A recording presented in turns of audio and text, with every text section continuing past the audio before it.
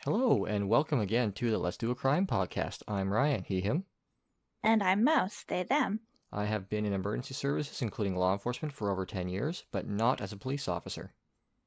And I am an artist. I work predominantly in wet media, such as ink and watercolor.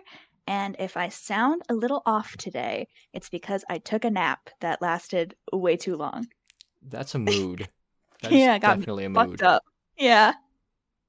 Okay, so today's episode's a little bit different because I literally found out about this like 3 days ago, and I'm going to be releasing this ahead of all the other episodes we recorded.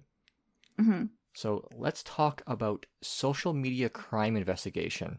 This is specifically the Ken Wax incident, which Wax is spelled W-K-S, W-A-K-S. Okay. So I've talked to you about this a little bit, which is normally I don't talk about episodes at all before we record them, but like this time I've brought up what this is a little bit. Yeah, but little peek behind the screen, I did not look into it at all. I don't look into any of our episode topics because we want me to be like an audience surrogate, which means that I don't know the same amount you don't know. Yeah, which normally I preserve that, but I was real mad about this, so I need someone to talk to about it like right away. Yeah, but I understand why you were so mad about it. But there is some serious trigger warnings for this one. This does involve recent deaths, which we're not going to go into those in too much detail, but this is the investigation this is revolving around. hmm A suicide, which is not directly related to this incident, but is related to another one I'm going to be talking about, and manipulative or deceptive reporting. hmm So, So, so as always, if you are in a situation where you don't think you'd be able to handle listening to topics like this, if you have suicidal thoughts or ideations, you absolutely don't have to listen to this one. In fact, I would encourage you to not. And if you are feeling particularly down, I would also recommend calling your local suicide hotline. and I would say this would be a particularly hard one for people who have been like wrongfully accused of stuff on social media, who've been doxxed hmm before, or have had loved ones who had crime happen to them, and it's come into the media. hmm So there's been a lot of drama about Ken Wax, a TikToker, which all great things come from TikTok. I famously hate TikTok, but I famously don't use TikTok. yeah, I don't hate people on TikTok. I hate that the platform is designed in such a way to make stuff like this um, desirable. hmm But there's a TikToker who claimed to be investigating a serial killer in Chicago. Oh, a So serial killer. yeah, he claimed that's what he claimed. Um, Okay. I don't use TikTok myself, obviously, so forgive hmm me if some of this is inaccurate because this is mostly what I picked up from articles, and I did watch a few of the TikToks involved to get a better read on this. But like, I don't use TikTok, so I don't really know how like their stories and stuff like that, like their accounts work. So I really just kind of skimmed it. Yeah, I did use TikTok for a little bit. But the way that things are set up on the app, when someone tells the story, it's so non-linear and cut up that I just had a hard time following what people were talking about. So even though sometimes short form content is good and entertaining, for the most part, it's just not for me. Yeah, short form content really does not lend itself well to stuff like this. I had the same problem. I just couldn't piece Mhm. together the timeline until I found other articles where people wrote about this. Yeah, well, especially if you're trying to cover a large topic or issue or concept, you really can't summarize it in a minute or less. Yeah. And I'm gonna say I'm skipping over the specific incidents because what I really hmm want to talk about is the quote unquote investigations as a Right, social media trend more than anything. right. The basic rundown on this incident is that in recent months, 4 men have been found drowned in the Chicago area. I'm not going to go into any Oh. more detail than that because these are very recent deaths. They're still under investigation. There are still Yeah. families that don't have any answers yet. Yeah, and my heart really goes out to them, those poor families. But So I just want to quickly mention that if you find the names of the families, don't contact them. Leave them alone to grieve. yeah, like I said, this is ongoing, so like Hmm. like it's one thing to talk about things that are long past, especially when everyone involved like has long since passed away. But like Yeah. this is very recent. This is like the last year and a half. Yeah. So a couple months ago, Ken Wax posted a TikTok video warning men not to take rides from strangers, stating that two suspicious vehicles had tried to give him a ride recently. That generally good advice. That is kind of concerning that like random people are offering you rides, and he is correct in that you shouldn't accept rides from random strangers at night. But then he takes it a step further and makes a connection between his experiences, an opinion piece on Barstool Sports, which like I read the Oh God, article. I read the article on Barstool. Barstool Sports, and it's full of like memes and stuff and like reaction gifs. So it's like I Yep. wouldn't call that like good reporting. Probably the most disrespectful way to cover such a serious issue. Yeah, and so he's linked this in that article to the recent deaths and disappearances of the other men, and comes to the conclusion that there's definitely a serial killer the police and media refuse to acknowledge. He then, Oh no. yeah, I know exactly where this is going. he then proceeds to make a series of TikTok videos about his crowdsourced investigation, which, from what I can tell, is mostly just him soliciting information from his audience and compiling a spreadsheet of every event someone's reported to him, and then plotting them on a map. Yep. So, like, another TikToker said that someone tried to pick him up, which, like, again, concerning. Like, there's lots of things that could be besides murder. One is like illegal cabs. Someone could just be legitimately trying to give you a ride. Like, still don't get in the car with them, but like jumping the serial killer is a bit of a stretch. Right. And of course, he's not vetting any of this information, so it's just people tell him this, he puts it on the map. So very quickly he amasses this map with a whole shitload of incidents in one area, which he was kind of like this. Oh, look at this is all one area, and if you look at the area it's in, it's the Chicago Loop, which is their downtown area. Like, oh, aka the most dangerous part of any city. Well, also the one most full of bars, most full of people walking down the street. Like, you know, it's this is where the most people are, so of course you can have most incidents there. Yeah. So could there be a serial killer? It's certainly possible. I'm not going to discount that. There's been lots of situations where like a bunch of incidents were not linked together and then it turned out to be related later. But there's way not enough information to definitively come to that conclusion. Chicago is a huge city on the edge of a Great Lake. So like disappearances and drownings are going to happen there. Like, not to downplay what has happened to these men, but like that's not something that like I would consider to be super outlandish. Again, sometimes an accident does happen. It is possible that these are related, but it's also entirely possible these are all unrelated. So the plot thickens because Wax claims that a private investigator approached him for help in their investigation, stating that they were investigating the quote-unquote smiley face killer, which I looked up what this is. Oh my god, I know exactly what this is. It's ridiculous. Yeah, it's a theory about several drownings ranging back over 20 years across several states where people were found drowned and that smiley face graffiti was found in the area. You know, one of the most common forms of graffiti next to the Stussy S. Yeah, one thing I noted about this quote-unquote investigation is that the smiley faces were all found to have different styles and different paint, which is like, okay, so that just sounds like normal graffiti. Yeah. Like, if they're all identical, then maybe you have something there, but like, it's just, if anything that you could consider a smiley face counts, then that's pretty broad. I don't think I've ever seen a graffiti wall that didn't have a smiley face on it. Yeah, exactly. So, again, it's plausible. It's possible that this is a thing, but that's a pretty wide range of locations and time. Plus, like I said, smiley face graffiti isn't really much of a clue. So, plausible, but like barely.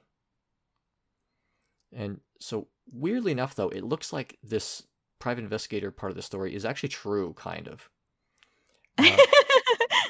This is true. Asterisk, kind of. Yeah. So the truth is, Jordan Scherer, owner of a company called RA Private Investigations, confirmed that he reached out to Wax to see if any of his information would be useful. So basically, he's asking Wax for information. But he stated he wasn't actively working with Wax, just soliciting information. Okay. And I want a tangent here. I looked up this company just to see like how legit they were. They are a legit company. They do private investigation work. A few people working are like ex NYPD, which doesn't tell you much. But I found one Yelp review that said that like this guy was just like knocking on people's doors, asking for information, and driving around the neighborhood in a car with no muffler on it. Oh my God. I'm like, yep, private investigation, real subtle there. Yeah, that is definitely not suspicious behavior at all. But this is also like, yeah, I kind of side eye this private investigation thing a little bit because they're working on the smiley face killer, which private investigators, like contrary to what TVs and movies would have you believe, almost never work on actual criminal cases or murder cases.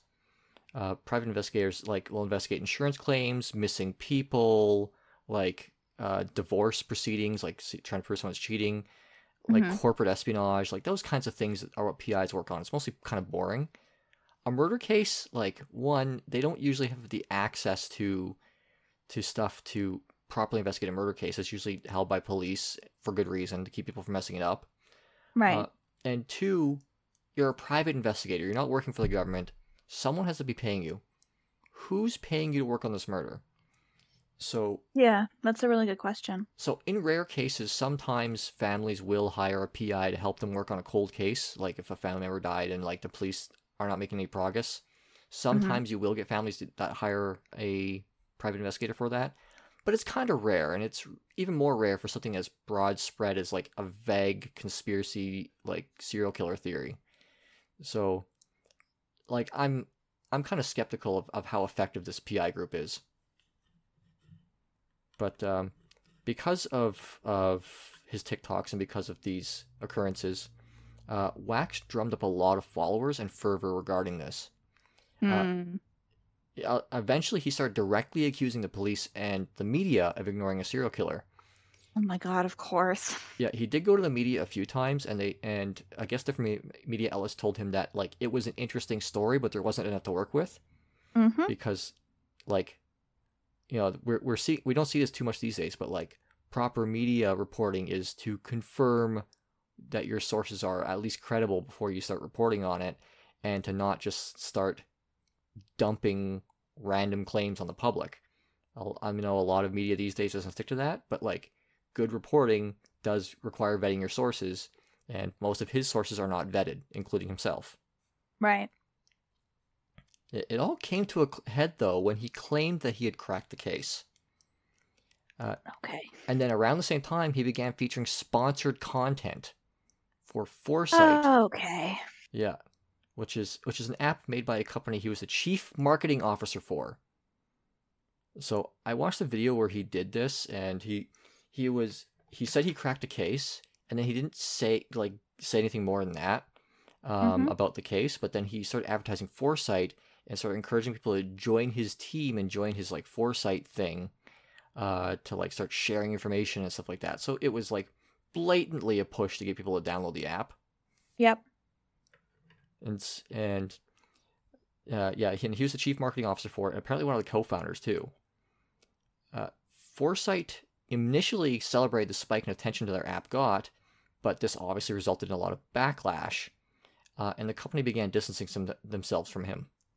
Yeah, they claimed they did not know what he was up to on his social media account, but bullshit. They also specifically credited their sudden success to his social media popularity, and didn't object until after the backlash started. Like I'm sorry, if you hire a guy or have one as your co-founders, a social media like personality, and you're having them do your marketing, you're paying attention to what they're doing. I guarantee you are. Like, no one is just handing him the reins and being like, go. Right? So, right. I think they fully knew about this and just decided that it was in their best interest to distance themselves from it. Yeah, that sounds more accurate to me. Yeah, so he did step down from the company. There are people who state they think that this whole thing was a manic episode from Wax, because like if you look at the videos, he's acting kind of like that, like the crazy conspiracy theorist kind of guy. But Okay. right after the backlash, he just stopped the videos, made one of those like sorry not sorry apology videos, and Mm-hmm. is handling the situation about as well as you'd expect a social media manager to handle it. So like, downplay, stop talking about it, move on. So I don't want to armchair diagnose him or clear him of a diagnosis, but Mm-hmm. like it looks to me like it's too calculated to be like a manic episode. Yeah, I also don't want to make claims about him that I do not have the proper education to do that. Well, regardless of whether this is a mental health thing or not, Mm-hmm. the point is the way he's handling it shows that there is a level of control here, and given that it came to a head about an app, um, it seems pretty clear that at least for the most part this was a marketing stunt. So I just want to talk about a little bit about how public talking about an investigation can ruin an investigation. Mm-hmm. So let's assume that he actually had good information, which is a stretch because, like, again, he wasn't vetting his sources; he was just collecting random crap. But you can ruin a real investigation because if he had real information and was putting it on TikTok, like, there's a very good chance your subject is going to come across that. Yeah. And if you're like a big part of investigation is like on the investigator side, and like I've been involved in several investigations. I'm not usually the lead investigator because that's not the kind of work I do. Mm-hmm. I made a joke in one of the previous episodes about how like, or not a joke, but like I made a statement that I don't really get involved in murder investigations. It's not really like my thing, and it's not really my jurisdiction. And that has cursed me because I have been involved in several since then. Not as a lead investigator. I'm mostly just there providing information or preserving evidence or something. So I'm very, very like tertiary to the case. But I just think it's a little funny how I said that, and then all of a sudden now I have experience in this field. It was an accidental manifestation. But with when you're investigating something, when you're choosing to release information to the public or not, it's a very calculated decision, because if you release information, like if you release all your information, one, you tip off your subjects who can change their behavior, can start destroying evidence, can start doing something to cover themselves up more. Mm-hmm. Two, when you're investigating people, a lot of times one of the tools you use to sort out who actually should be like you should be looking at more and who is innocent is what they know. So Yeah, if someone who knows something that they should not know. Pretty suspicious. someone knows something that you haven't publicized and shouldn't be public knowledge, and only the investigators and the person and anyone involved would know about it, like you look at that person harder because it's like, how do they know that? Mm-hmm. Versus someone like, sometimes you'll have people who will confess to a crime for clout, and if all their information is wrong, then like you don't not look at them because it could be a double fake out, but you put a little bit more, like take everything they say with a grain of salt. Right. Like this is common with bomb threats. Like when something happens, you'll have people who will claim responsibility, but because they're like looking for like attention or clout, or like to make their like little homegrown terrorist group more notable, but the Mm-hmm. details they have are wrong, so you know it wasn't actually them. Like, stuff like that is important, to make sure that you're on the right track. And also, if you're publishing information out to the public and you're wrong, then you can bring a lot of negative attention to innocent people. Mm-hmm. Which brings me to my next case. Another case I want to talk about was a Reddit investigation of the Boston Marathon bombing. So you probably remember this. About 10 years ago, there was a bombing of the Boston Marathon. Yeah, I do remember this. Yeah, I'm gonna gloss over this one real quick because I'm just using this to underline how these investigations are not a game. They're not entertainment. Yeah. Uh, After the Boston Marathon attacks, a ton of pictures and video were online. The FBI posted photos of the suspects, asking the public for tips, and the hive mind of Reddit got to work, solving the case. So, after poring over the footage, the group collectively came to the conclusion that the primary suspect was a 22-year-old student who went missing shortly before the incident. Rather than just reporting their findings to authorities, they plastered his name and face all over social media, leading to his family being harassed. And of course, they were dead wrong. Mm-hmm. The FBI announced that they identified the real suspects the next day. The missing student, Reddit named, was found several days later. He was missing as he had taken his own life and was in no way involved in this marathon or bombing at all. My God, I didn't know about that part. Yeah. I have to wonder if he had decided to live, because like obviously he was in a dark place if he took his own life. Mm-hmm. If he had decided to live and didn't to take his own life in the previous days, and he was still alive on the day that he was made famous for a crime he didn't commit, what would that have done to him? Like I mean, I don't imagine it could have been anything good. yeah, and like Reddit has done this before, where they accuse someone of something and they get harassment, and Mm-hmm. like in all the victims report that like yeah, it's hell to be named and shamed for something that like you're not even involved with, especially since like a lot of times friends and family won't realize it's not you. There's I couldn't find the incident, but there was someone else who had the same name as a suspect in an attack, Mm-hmm. and people found him on Facebook and started harassing him, even though like it wasn't him. He just happened to have the same name, which happens. Remember that Yeah, I sometimes people mean, have the same name, sometimes names are really common. and so these investigations aren't games. This isn't a movie. These are real people whose lives are going to be affected by this. Mm-hmm. If you think you have information that may help solve a crime, report it to the authorities. If you don't want to go directly to the police, because there's reasons not to do that, there's Right. organizations like around here we have Crime Stoppers, which allows you to submit anonymous tips. Mm-hmm. If you think you aren't being listened to, there are other ways than going to the internet. You can go to other authorities. So, for example, if someone reported something to me and I blew them off, they could go to local police, or they could go to the RCMP, or they could go to whoever and potentially start that investigation from another venue. Right. You can go to public officials. Elected officials can put pressure on. Go to your, look up who in your city's on the police commission. Usually they have some sway. Or hell, if all else fails, you can go to a mainstream media source who will vet your information. I would put the media option dead last because the mainstream media is kind of unreliable sometimes. But Oh, they're vultures. I would put that way before dumping information on Reddit or TikTok. Yeah. Just because, like, again, if you're wrong, if you misstep, you can ruin someone's life. You can ruin an investigation. This could result in an innocent person dying, as I'm sure the other situation would have. When you're dealing with ongoing things, like it's one thing to speculate about who is Jack the Ripper, because I'm fine with stuff like that. Everyone involved's long dead. Like there's no modern day victims or people who could really be harmed by this. But for stuff that's just happened, there are reasons why investigations move slowly. And I know it's frustrating, but there's stuff going on in the background that has to be kept under wraps to protect both the innocent and the investigation. And plus, if you make a media spectacle of something, this is something that they've had a hard time with the George Floyd case, the officer who murdered him.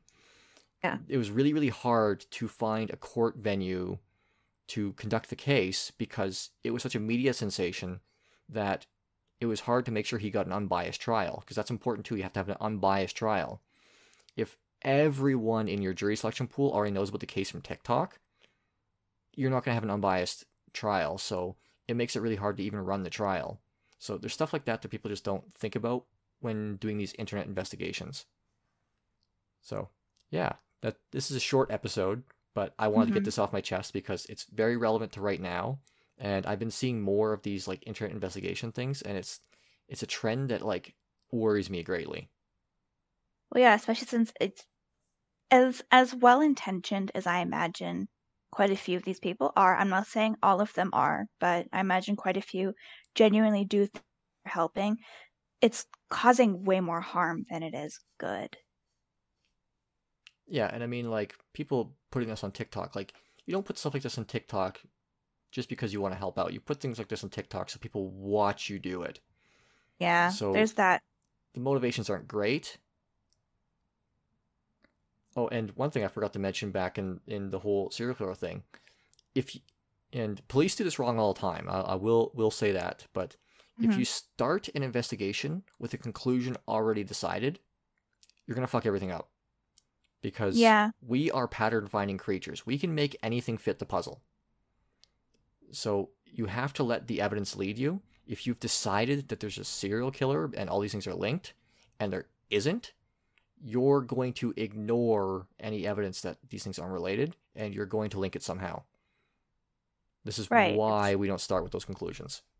Isn't it preconceived bias or something like that? Yep. If you've decided the end result, then you are subconsciously going to put more weight on evidence that supports your theory than evidence that would downplay it. So Right. so if all of these incidents are unrelated, he's not looking for evidence of that. He's only looking for evidence that they're related, and it's pretty clear by him selecting information from the public and putting it on a map of these incidents. Because even if most of the incidents reported to him are like real, most of them will not be related. And if he's doing no vetting to make sure that they're related, or doing no like stat tracking to see like where these things differ, he's just gonna have garbage information, garbage in, garbage out. So if he's already decided on the conclusion, he's very likely to miss key important details that would disprove his theory. Right. Anyway, that's it for this one. This is a breaking news episode rather than like a fully researched one. Don't go and report on ongoing incidents on TikTok. And if you think that you have viable information, please talk to the authority. You don't even have to talk to them directly, but please let them know.